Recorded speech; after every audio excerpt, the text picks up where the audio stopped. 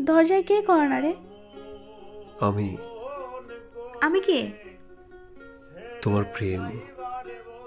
প্রেম তো হৃদয়ে থাকে, দরজায় কেন?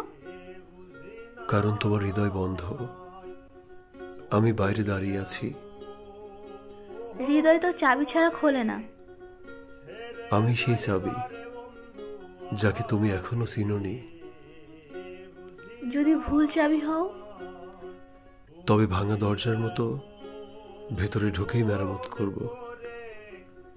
আমার ভেতরে শুধু ভাঙা স্বপ্ন।